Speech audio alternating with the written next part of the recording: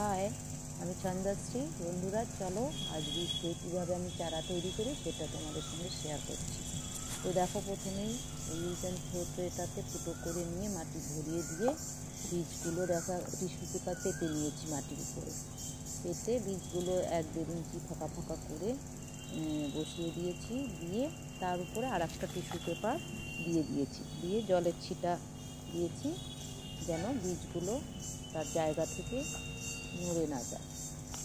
তো tissue paper এই জন্যই দিয়েছি বন্ধুরা, একটু ময়েস্ট রাখবে, টিস্যু পেপারটা ভেজা ভেজা থাকবে। আর 2, বীজ মানে যেখানে বসাবো সেখানেই থাকবে, নড়াচড়া করবে।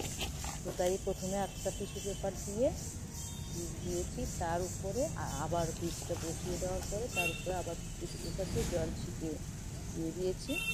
দেওয়ার পরে বন্ধুরা দেখো, উপর থেকে আমি হালকা করে একটা মাটির লেয়ার দিয়ে দিচ্ছি বীজগুলোকে ঢেকে দেওয়ার জন্য।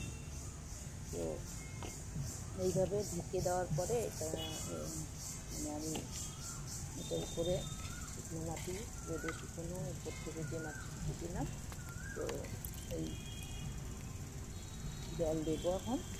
তো আমার স্প্রে বোতলটা আমার কাছে ছিল না, একটু দূরে ছিল। তো হঠাৎ ভিডিও করতে শুরু করেছি, তাই আমি হাত দিয়ে জল দিচ্ছি, কারণ বেশি জল দেওয়া যাবে না। আর মগ দিয়ে দিলে বন্ধুরা বীজগুলো নড়ে যাবে বা মাটি সরে যাবে, মাটি বের হয়ে যাবে থেকে। কারণ এটা মানে ডিপটা বেশি নেই, একদম কম। তাই আমি হাত দিয়েই জল দিয়ে দিলাম। দেখো সুন্দরভাবে জলটা টেনে নিল। টেনে নেওয়া হয়ে গেলে আমরা এটাকে আমি এরকম একটা ক্যারি ব্যাগের মধ্যে ঢুকিয়ে রাখি। চলো দেখো, এইভাবে ক্যারি ব্যাগের মধ্যে ঢুকিয়ে আমি একটা ছায়া জায়গায় বা যেখানে শেড এরিয়ায় রেখে দিই, শেড থাকে।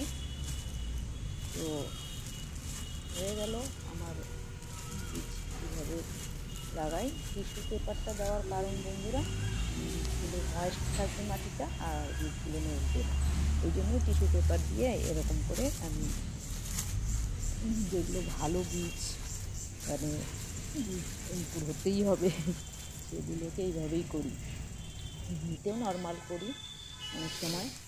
তো দেখো, এখানে আমি বীজ এবং চারা তৈরি করি। তো কেমন লাগলো বন্ধুরা? টাটা।